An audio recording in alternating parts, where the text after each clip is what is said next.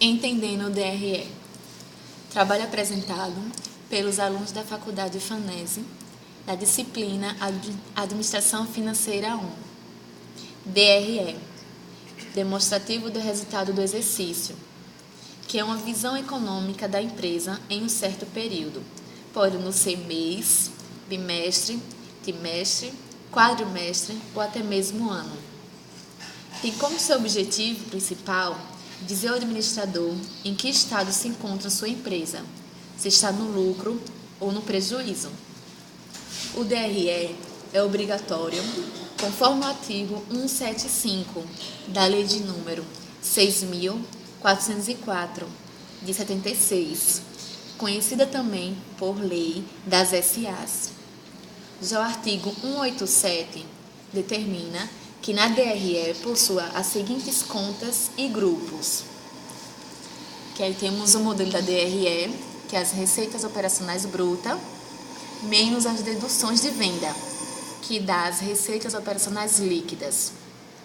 Logo abaixo, temos custos de produtos e vendas de serviços, que as receitas menos os custos dá o resultado operacional bruto.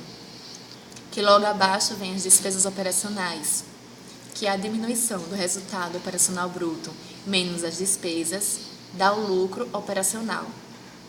Em seguida vem as despesas financeiras, que diminui do lucro, e logo depois também vem os ganhos, que soma, dando um total do lucro antes do imposto de renda. Aí vem o imposto de renda, que menos o lucro, antes do imposto de renda, vai dar o lucro líquido, que tem a distribuição de lucros, que é dividido pelas ações de acionistas. Pronto, entendendo cada item do DRE. A receita operacional bruta, que são nada mais e nada menos que o faturamento da empresa. Em um modo mais simplificado, as receitas de suas vendas e de seus serviços prestados, que temos como exemplo a receita de vendas de pneu, 9.000, as receitas de vendas de peça, 2.500, e a receita dos serviços prestados, 4.700, que dá o total da receita operacional bruta, 16.200. As deduções de vendas é tudo aquilo que não pertence à empresa, que são as devoluções, abatimentos e impostos sobre as vendas e serviços. Como exemplos aí a devolução de venda, os abatimentos e o imposto, que é o Simples Nacional, que no total das deduções dá 1.300. A receita operacional líquida é a receita menos todas as deduções, que foram 16.200, menos as deduções de venda, que foram 1.300, que gerou a receita operacional líquida de 14.900. Pronto. A partir daí é que você consegue enxergar o que realmente a sua empresa tem. Que, no caso, é tudo aquilo que agora, a partir daí, pertence à sua empresa. Pronto, os custos de produtos e serviços vendidos, o quanto a empresa gasta na produção ou aquisição de bens e geração de serviço, ou seja, o gasto na obtenção dos produtos e serviços, que é o custo da mercadoria, que foi 7.000, e o custo da mão de obra direta, que é 1.300, que o total dá 8.300. O resultado operacional bruto, que é a venda líquida menos os gastos da obtenção, que foram a receita operacional líquida menos os custos, que deu o total de 6.600. Pronto. Logo abaixo vem as despesas operacionais, que são as despesas da empresa, que se dividem em despesas de vendas, administrativas e as despesas e receitas financeiras. Pronto. Aí tem as despesas com salários, as despesas com instalações e as despesas de telefonia, que o total dessas despesas dá 2.000. As despesas financeiras, que são juros pagos ou incorridos, como os juros de capital e as despesas financeiras.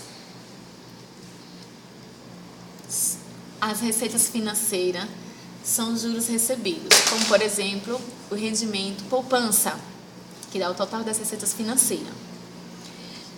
Lembrando que não se deve confundir os custos dos produtos vendidos com as despesas operacionais, pois o CPV é o gasto com o produto e as despesas operacionais é os gastos com a empresa. Logo em seguida, achamos o lucro antes do imposto de renda,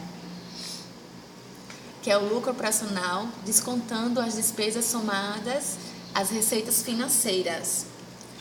Pronto, temos o lucro operacional menos as despesas financeiras e mais somando com as receitas financeiras, que dá o lucro antes do imposto de renda.